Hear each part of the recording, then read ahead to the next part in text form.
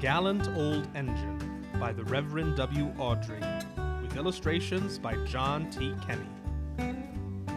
Dear friends, on the second page of Four Little Engines, Renius was taken away to be mended. He was away for a long time, but has now come home. All the little engines are together at last. They are delighted. Renius is their hero. He had saved the railway.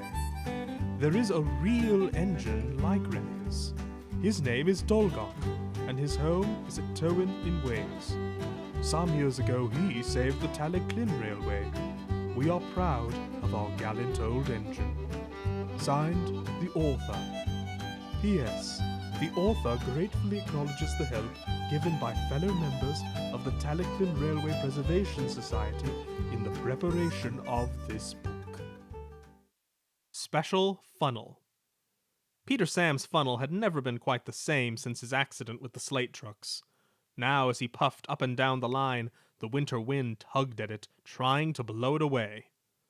"My funnel feels wobbly," he complained. "I wish the thin controller would hurry up with my new one.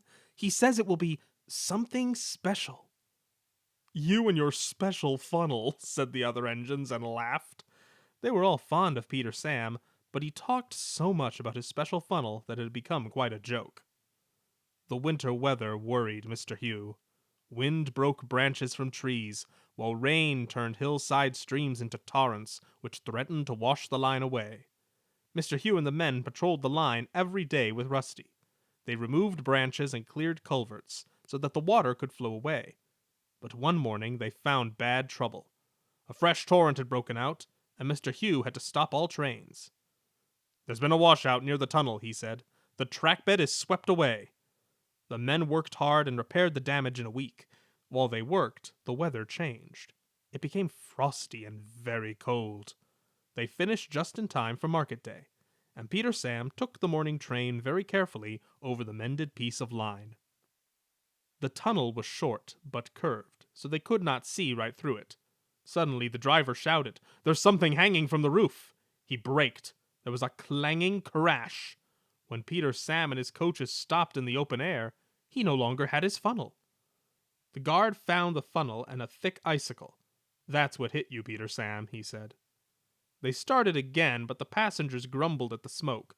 So when the firemen saw an old drain pipe, they stopped and wired it on.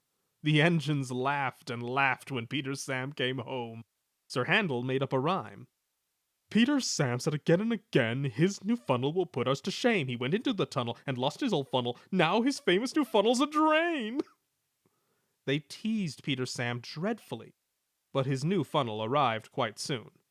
"Oh dear," he said, "someone squashed it." The thin controller laughed.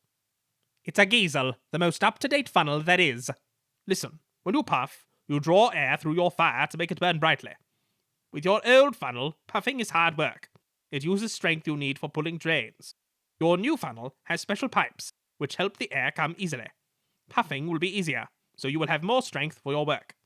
"Yes, sir," said Peter Sam doubtfully. At first, Peter Sam's special funnel was a great joke. Sir Handel and Duncan asked him why he had sat on it, and then hooted with laughter. But when Peter Sam started work, it was a very different story. Even Sir Handel was impressed. "I can't understand it," he said. "Peter Sam never seems to work hard. He just says, 'Tish, tish, tish, tish,' and simply strolls away with any train he's given. He makes it look so easy." They don't laugh at Peter Sam's funnel now. They wish they had one like it.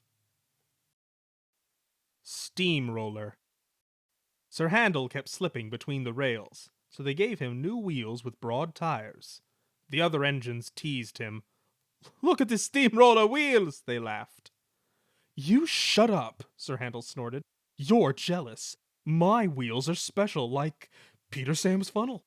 Now I'll go faster than any of you." "You'll never!" The engines were surprised. Sir Handel's trains were usually late. Skarloey winked. "With your grand new wheels, Sir Handel," he said gravely, "you're just the engine to tackle George." "Who's George?" Sir Handel asked. While Sir Handel was in the shed waiting for his new wheels, workmen had come to widen the road, which ran for a mile or two beside the railway. They pulled down the wall, and nothing now protected the line. George was their steamroller. He chuffered to and fro, making rude remarks when the engines passed. "Railways are no good," he would say. "Pull 'em up! Turn 'em into roads!" Skarloey had often heard that talk before, and he warned the others to take no notice. But he hoped that when the two boastful engines met, he and the others would have some fun. "Don't worry any more," said Sir Handel importantly when they told him about George. "Leave him to me. I'll soon send him packing." Next morning, George was standing near the halt by the level crossing. "Huh," he said. "You're Sir Handel, I suppose?" "And you, I suppose, are George. Yes, I've heard of you." "And I've heard of you. You swank around with steamroller wheels, pretending you're as good as me." "Actually," said Sir Handel sweetly, "I'm better. Goodbye." He puffed away. George chuffered, fuming. One afternoon, Sir Handel had to bring a special load down after the last train had gone. When he reached the road, he saw George trundling home. "Peep, peep, peep!" George took no notice. He trundled along close to the track. There was barely room to pass. "Peep, peep, peep!" Sir Handel slowed and crept cautiously alongside. "Get out of my way, you great clumsy road hog!" he hissed. "I don't move for imitation steamrollers," retorted George with spirit. They lumbered along side by side, exchanging insults. No one could ever explain what happened next. George's driver says he signaled for Sir Handel to stop. Sir Handel's driver says he signaled to George. There was a crash. The brake van tilted sideways, and the guards scrambled out to find George's front roller nuzzling his footboard. The two drivers were hotly arguing whose fault it was.